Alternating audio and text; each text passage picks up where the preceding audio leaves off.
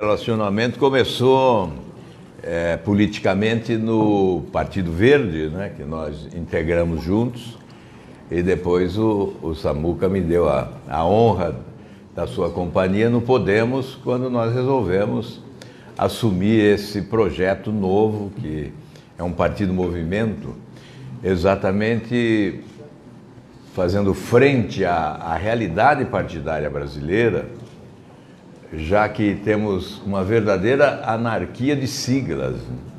Eu sempre digo que não temos ainda partidos verdadeiros, né, no nosso país, que o que temos são siglas para registro de candidaturas, e siglas administradas quase sempre cartorialmente, sem possibilitar o exercício da democracia partidária. E surge, eu mudei várias vezes, inclusive de siglas, é bom dizer isso, né? Exatamente porque mudava de sigla para não mudar de lado, para não barganhar as próprias convicções, né? Mudava na esperança de encontrar um partido político. E hoje nós integramos este movimento que se chama Podemos, que um dia certamente se tornará um partido político se nós fizermos a reforma política tão prometida, tão decantada, né, e não concretizada, porque o modelo político que temos é um modelo derrotado, né, e nós somos reféns desse modelo. Por isso, a nossa pregação de refundação da República passa também pela reforma política. Algo bom. Mais alguma? Posso? Pode, mais uma. Pode passar. Vai lá. Bom, o senhor acabou de falar dessa questão do nosso modelo político ser um modelo derrotado, e qualquer pessoa que tenha tido acesso a uma pesquisa de opinião recentemente sabe que a classe política está assim, muito mal vista de uma maneira geral pela sociedade. Como é que o senhor acredita que uma reforma política pode modificar esse cenário, pode contribuir para melhorar não só a imagem do político, mas a própria condição do país? Olha, eu sinto que há no inconsciente coletivo, né, um movimento de mudança irresistível. Esse movimento ficou visível nas ruas do país a partir de 2013, quando a população, especialmente a juventude, foi para as ruas exigindo mudanças. As mudanças ocorreram em instituições fundamentais, como o Ministério Público, Polícia Federal, parte da Justiça, mas os ventos da mudança ainda não sopraram na atividade política. E nós imaginamos que esses ventos comecem a soprar agora no processo eleitoral. Embora esse desencanto, né, da população, o descrédito que se generalizou, e certamente o principal desafio hoje é derrotar essa descrença. Eu imagino que durante o debate eleitoral nós possamos recuperar o entusiasmo da população, a fé da população, a crença dela no futuro do país, porque não há outra alternativa a não ser a da política. Então, quando se fala em reforma política, nós temos que ser mais abrangentes. Não é apenas a reforma política, a mudança da legislação, da organização partidária ou da legislação eleitoral. Nós estamos falando em refundação da República, que começa por alterações na Constituição, alterações que possibilitem os mecanismos para as mudanças, e chega a reformas essenciais, como a reforma do Estado, que certamente eliminará as estruturas desnecessárias, reduzindo o número de ministérios, de secretarias, de diretorias, de coordenadorias, de departamentos, de agências reguladoras, um Estado mais enxuto e mais moderno, né, capaz de oferecer resposta às exigências da sociedade, passando pelo Legislativo, aí com redução de número de parlamentares, Senado, Câmara, redução do número de partidos representados, ou de siglas, porque hoje são siglas, eu repito, nós temos 35 siglas registradas oficialmente e 73 na fila de espera. Aí se torna ingovernável o país. 35 partidos representados no Congresso, dificulta o consenso, não há entendimento e por isso muitas vezes há legislação mal elaborada. Na verdade, nós elaboramos leis para o bem, para a defesa do bem, para a condenação do mal, e muitas vezes elaboramos mal. Outras vezes, elaboramos bem, mas as leis são ignoradas ou são interpretadas ao sabor de conveniências, como vimos recentemente da parte de um desembargador lá no Rio Grande do Sul. Portanto, a refundação da República passa por essa mudança de comportamento, de postura, de cultura política, mas passa também por essas mudanças na legislação, desde a Constituição até essas reformas todas, reforma do Estado, reforma da Previdência, reforma tributária, reforma do sistema federativo, que são reformas essenciais para arrumar as contas públicas de início, já que elas foram desarrumadas, há uma falência do Estado brasileiro. Se fosse uma empresa privada, a falência seria decretada. Há muito tempo o governo gasta muito mais do que arrecada, embora arrecade muito, não é? A dívida pública vai crescendo de forma avassaladora e nós não podemos mais permitir. O povo brasileiro não suporta mais a incompetência, a corrupção, os privilégios das autoridades. Então, essas reformas passam pela eliminação desses privilégios. Hoje, eu ouvi uma narrativa de uma expressão de uma pessoa do povo que disse que quando você vai limpar a escada, você começa do degrau de cima. Você limpa de cima para baixo. E é assim, nessa reforma que nós queremos fazer, também nós temos que começar a limpeza no andar de cima, onde moram as autoridades, onde se localizam as autoridades privilegiadas, eliminando os seus privilégios, não só no campo criminal, como iniciamos com o fim do foro privilegiado, o projeto de minha autoria que foi aprovado no Senado, está na Câmara desde junho do ano passado, já deveria ter sido aprovado na Câmara em agosto, setembro do ano passado, mas está lá, terá que ser aprovado ainda.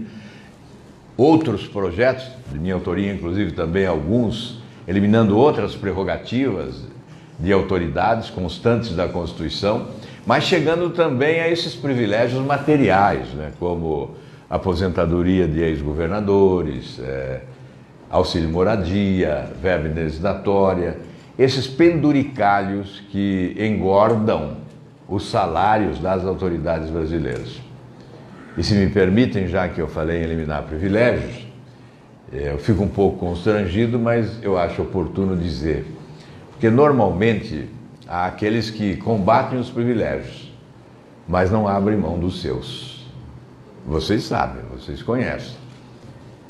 Eu abri mão dos meus para poder combater esses privilégios. Abri mão da aposentadoria de ex-governador, sou ex-governador do Paraná há 27 anos.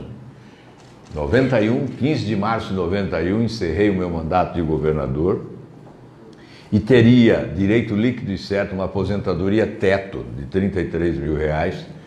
A soma colocaria hoje na minha conta bancária mais de R$10 milhões e eu abdiquei disso, nunca recebi um centavo sequer.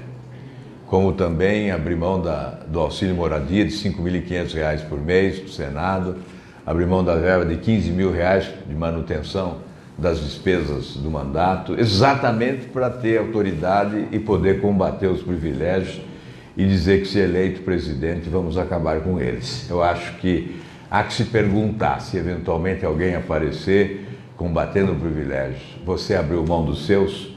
Assim como eu pergunto, quando alguém diz que vai combater corrupção, eu pergunto, onde você estava quando o Brasil estava sendo assaltado durante os governos Lula e Dilma? Aonde é que você estava? Essa é uma pergunta que não pode faltar. Boa tarde. Boa tarde. Adriano, Jornal Livre. Já que você falou do governo Dilma, queria que fizesse uma análise. A gente tem nas últimas 6 eleições uma polarização entre PT e PSDB. A gente não conseguiu, em 6 eleições, uma alternativa para que uma terceira via conseguisse chegar até o segundo turno. Fazendo uma análise agora para 2018, não acredita que isso é possível? Acredita que a gente consiga sair dessa polarização de 24 anos, mais de 2 décadas? Você colocou com muita correção o problema, né? Porque veja na eleição passada, né? Quem votou e ganhou se arrependeu, quem votou e perdeu se arrependeu, porque não existia alternativa.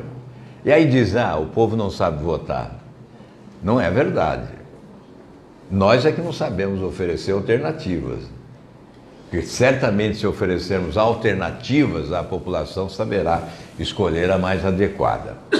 Eu creio que a nossa candidatura, inclusive, foi colocada com todas as dificuldades, um partido pequeno, exatamente por isso.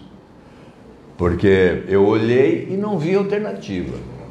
Seria a repetição do histórico. Quase todos os outros candidatos já foram candidatos a presidente da República. Até 2 vezes. E as alternativas não estavam postas. Por isso surgiu num primeiro momento aquele desejo de um outsider. Então, na verdade, nós nos colocamos como uma espécie de outsider, mas com experiência política. Porque contestamos esse sistema a vida toda, desde o princípio. Desde garoto ainda, iniciando como vereador lá em Londrina, com 22 anos, e prosseguindo, eu só fui governo quando governei o Paraná há 4 anos e depois só 7 meses no segundo mandato do presidente Fernando Henrique Cardoso. Eu tenho 42 anos de mandato eletivo e só 4 anos e 7 meses eu fui governo. De resto eu fui oposição, por não concordar, por contestar, por combater, por tentar mudar. Então agora nós nos colocamos como uma alternativa de mudança, saindo dessa bipolarização de PT e PSDB. Nós estamos propondo um rompimento com esse sistema. E não há outra proposta semelhante. Ninguém está propondo romper com esse sistema de governança corrupto, do aparelhamento do Estado, do loteamento dos cargos, do balcão de negócios. Nós estamos. Por isso que nós falamos em refundação da República. Nós queremos essa oportunidade de apresentar essa proposta ao Brasil, à população brasileira. Se ela será acolhida, só o tempo dirá. Mas se nós estamos apresentando é porque acreditamos nelas. Não apresentaríamos se não acreditasse. E se não acreditasse nessa proposta, na possibilidade da refundação da República, não acreditaria no futuro do Brasil. Porque não há futuro com esse sistema. Nós estamos prendendo ladrões? Sim, estamos. Ex-governadores, ex-presidente da República, políticos, empresários estão indo presos. Mas se nós mantivermos esse sistema, ele continuará produzindo barões da corrupção, ladrões do dinheiro público. Então é essencial substituirmos esse sistema. E essa é a nossa proposta. Dentro dessa opção, então, de uma terceira via, já tem, podemos dizer que tem conversado com os partidos, com as lideranças, alguma perspectiva de aliança nessa fase de pré-candidatura? Nos últimos dias, incansavelmente, conversando com outros políticos, né? Tentando, obviamente, uma coligação para melhorar o tempo de TV, porque nós temos pouco, mas o que é essencial é o projeto, a proposta.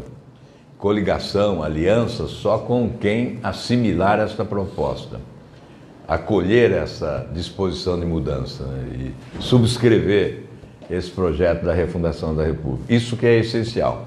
Se nós não conseguirmos nenhuma coligação, paciência, vamos caminhar da mesma forma. Caminho difícil de caminhar, mas teremos que caminhar desta forma. Eu tenho exemplo aqui do meu lado. O Samuca Começou com 0,8%, não tinha tempo de TV, não podia participar de debate. Repentinamente conseguiu uma liminar e foi para o debate, foi alçado ao segundo turno e ganhou a eleição. Então, nós temos que apostar na inteligência das pessoas. As pessoas, além de optar pela melhor proposta, certamente vai olhar para trás e verificar o passado, o itinerário percorrido, a história, é ficha limpa, tem experiência administrativa, porque vocês sabem, tem candidato que... Nós temos duas alternativas de candidaturas aí postas, né? Além da nossa. Aqueles que já disputaram a eleição de presidente da República e não convenceram o país, e alguém que nunca foi cogitado, nem para ser síndico do edifício onde mora, ser prefeito da cidade, ser governador do estado, e se apresenta como candidato a presidente da República. O país em crise, mergulhado num oceano de dificuldades, exigindo muita experiência e honestidade para arrancar para o seu futuro. Então, essa é uma eleição que vai exigir muita reflexão. Nós sabemos que aí 80%, 70% não tem definição de candidatura ainda. Quando a gente lê pesquisa, mas será que é tudo isso? Não, não é. O percentual publicado é referente a cerca de 40% daqueles que opinaram, porque 60%, 70% ou até 80%, o Samuca me disse que fez uma pesquisa em Volta Redonda, 80% não tem intenção de voto ainda. Então, não começou o jogo, né? Nós estamos por iniciar essa disputa e certamente nós vamos apostar na inteligência das pessoas. Boa tarde, meu nome é Vinícius, trabalho no jornal aqui, jornal semanal aqui de Volta Redonda. Então, é o seguinte, eu tenho duas perguntas, faço de uma vez? Ou uma por vez? Pode fazer, pode fazer. Por vez? Tá bom. A primeira é de âmbito nacional mesmo, porque o senhor fala bastante de reconstruir a República, né? E a segunda, mais regional, que eu estendo também até para o próprio Samuca, depois se ele puder responder também. A primeira, a gente sabe que para o senhor tentar fazer essa reconstrução da República vai ser um trabalho hercúleo, até porque nós vivemos num sistema político bastante corrompido. Então, teria certamente muita dificuldade de convencer os parlamentares em geral dessas reformas que o senhor se pretende. E eu queria que o senhor falasse um pouco, então, como conseguiria fazer isso, quais são os métodos para manter a governabilidade, e se nessa reforma política o senhor defende a questão do financiamento, né? Porque há denúncias que a sua candidatura tinha sido financiada pelo Alberto Youssef. O que o senhor pode dizer sobre isso? E a segunda pergunta é que o senhor mesmo mencionou que aqui em Volta Redonda a gente ainda tem poucas pessoas com declaração de voto, ainda está muito incerto. E sendo que a gente sabe que o prefeito Samuca tem algumas rusgas com o Podemos aqui de Volta Redonda, né, o Rogério Loureiro, e com o próprio Romário. Isso dificultaria o trabalho aqui do partido em Volta Redonda, justamente para convencer a população a votar nos candidatos do Podemos? Bom, primeiramente, para convencer o parlamento a aprovar as reformas, nós temos o povo. O povo vai convencer o parlamento. O que o presidente da República precisa é ter coragem para promover, apresentar as propostas de mudança e ter competência para conversar com a sociedade, convencer a sociedade, porque o Congresso não rema contra a maré. Se o povo apoia um projeto de governo, nenhum projeto de governo será bem sucedido se não tiver o apoio da população. Com o apoio da população, o Congresso se rende, porque quem resistir a esse desejo de mudança do povo brasileiro será atropelado e será substituído na primeira oportunidade. O que nós temos é que inverter essa lógica burra de hoje, ou essa lógica promíscua de hoje, do balcão de negócio, o presidente leva a proposta, coloca em cima do balcão do negócio e compra partidos políticos, votos e parlamentares. Não é isso, nós temos que inverter essa lógica. E primeiro a sociedade, conversar com ela, convencê-la de que essas reformas são importantes e o Congresso certamente aprovará, porque não vai remar contra essa correnteza. Em relação a financiamento de campanha, essa experiência que nós estamos vivendo hoje é ótima, eu acho fantástica. Certamente nós tivemos uma boa fiscalização para evitar a malandragem, né, a utilização do Caixa 2. O que nós estamos verificando é que terá que ser uma campanha pobre mesmo, né, e que seja calcada na comunicação. Agora, em relação a esse nome que você citou aí, esqueça isso. Alguém foi financiado para citar isso. Esse cidadão nunca financiou nada meu. Não tem nenhuma campanha minha financiada ou patrocinada, bancada por esse cidadão a que você se refere. Então, isso é uma asneira, né, completa, rotunda, sem nenhuma. Agora, em relação às divergências políticas locais, elas não nos alcançam neste momento, né? Eu acho que isso tudo é insignificante diante da grandeza do projeto que nós temos à frente, que é de recuperar o Brasil. Então, essas divergências serão todas superadas e acima delas estará a população. Aliás, nós pretendemos celebrar um pacto nacional de governabilidade. Nós não faremos um governo de partidos, nós faremos um governo suprapartidário que reúna as pessoas de bem, não importa em que partido estejam, e, sobretudo, reúna os brasileiros de bem, mesmo fora da política. Um pacto nacional tem que envolver instituições, universidade, instituições representativas de trabalhadores, de empresários, religiões. Nós temos que envolver a sociedade num verdadeiro mutirão de recuperação do país. Nós falamos em refundar porque a casa caiu, é preciso ser reconstruída. Então, só com esse esforço coletivo, com a convergência, com a soma, com a coesão e com um destino definido é que nós poderemos cumprir a nossa missão. Você vai falar? Não. Eu já volto aqui para os profissionais, mas eu queria dar um espaço também para os estudantes, né? Agradecer os que estão presentes aqui. Eu queria que vocês fizessem uma pergunta. Qual de vocês, estudantes de jornalismo de comunicação, futuros profissionais, quem gostaria de fazer uma pergunta para o senador? Pois não. Se apresenta, tá? Por favor. Boa tarde, eu me chamo João Vitor, eu sou da instituição Lisboa e, assim, como o senhor, como todo mundo aqui já sabe, o senhor é senador pelo Paraná. Mas antes disso, o senhor é um cidadão brasileiro. E como cidadão, eu queria saber que Brasil você quer para o futuro.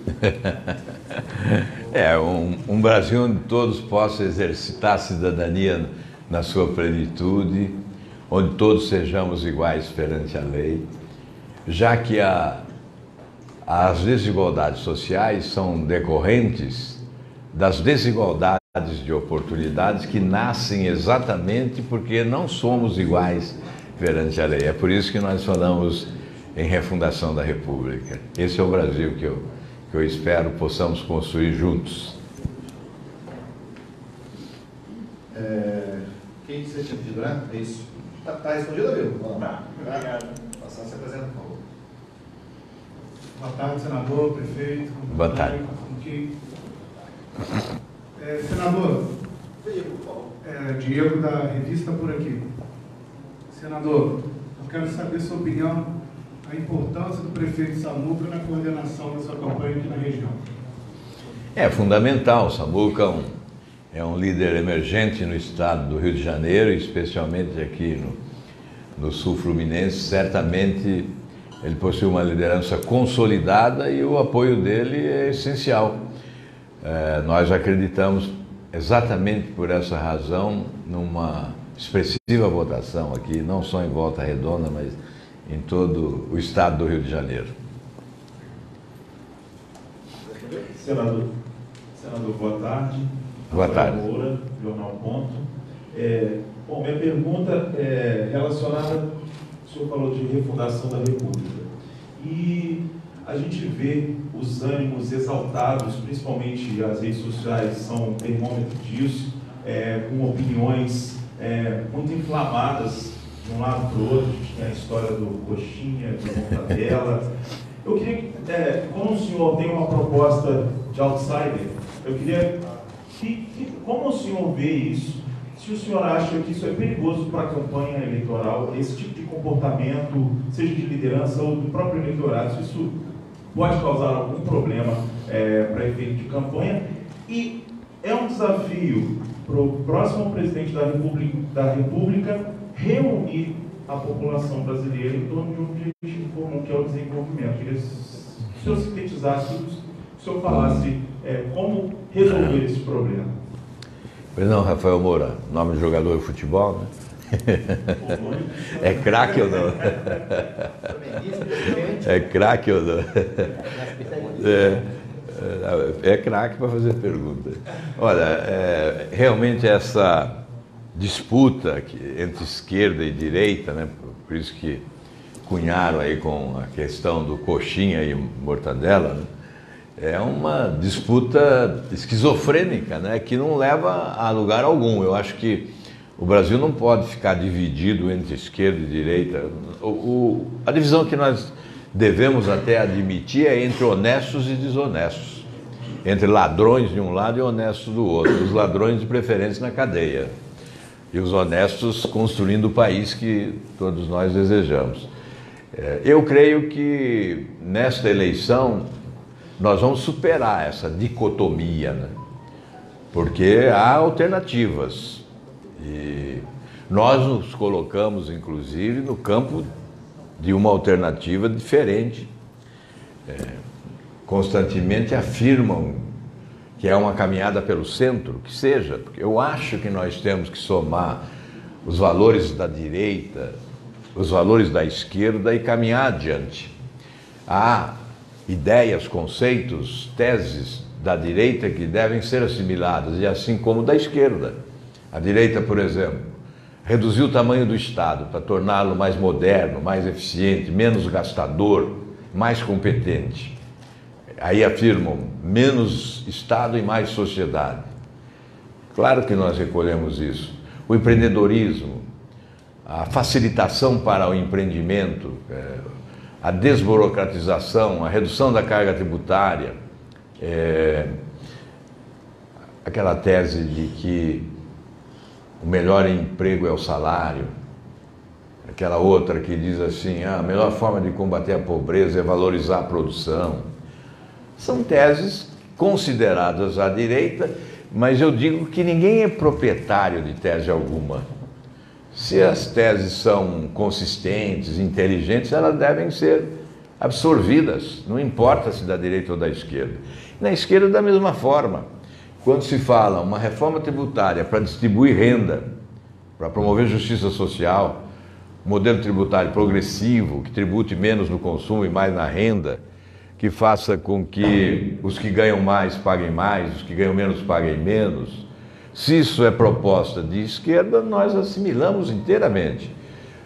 Programas sociais, um país com 52 milhões abaixo da linha da pobreza, com 15 milhões recebendo até 136 salários, aliás, até 136 reais por mês, 15 milhões, temos 33 milhões com carteira assinada, temos uma força de trabalho de mais de 90 milhões de brasileiros.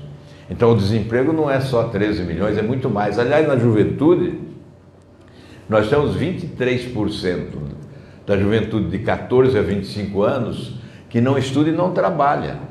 23% significa 11 milhões de brasileiros. Então é evidente que nós temos que ter programas sociais. Se isso é da esquerda, eu assimilo inteiramente.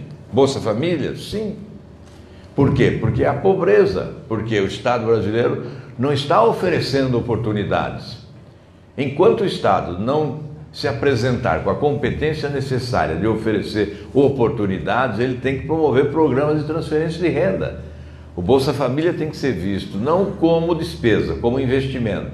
Fase preparatória para inserção no mercado de trabalho. Período para a qualificação da mão de obra, para que depois possa ser inserido no mercado. E nós estamos propondo o seguinte: 2 anos de carteira assinada, recebendo ainda o Bolsa Família, como segurança de que se perder o emprego, volta, não perde o Bolsa Família. É uma forma de estimular, de motivar o usuário do Bolsa Família a aceitar um emprego, sem temer o risco de ficar depois sem o emprego e sem o Bolsa Família. Então essa é uma proposta que nós estamos defendendo desde já. Portanto, o que nós queremos é somar o que tem de bom na direita, o que tem de bom na esquerda e caminhar adiante. Essa é a nossa proposta. Senador, Juliana da... Está desligado?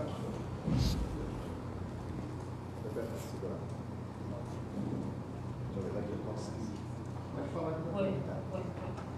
Juliana da TV Band. Sei que a gente não tem tempo aqui para poder esmiuçar propostas por temas específicos, mas eu gostaria de direcionar para um ponto relevante para o Estado do Rio. O Estado do Rio hoje ele vive um problema, a gente pode falar que é quase crônico sobre esse. Já vi o senhor falando algumas coisas sobre o tema. A gente sabe que a gente está vivendo um momento de intervenção federal, não são casos isolados, é um caso quase que geral, em algumas cidades mais, algumas cidades menos, mas é um problema real no Estado do Rio hoje.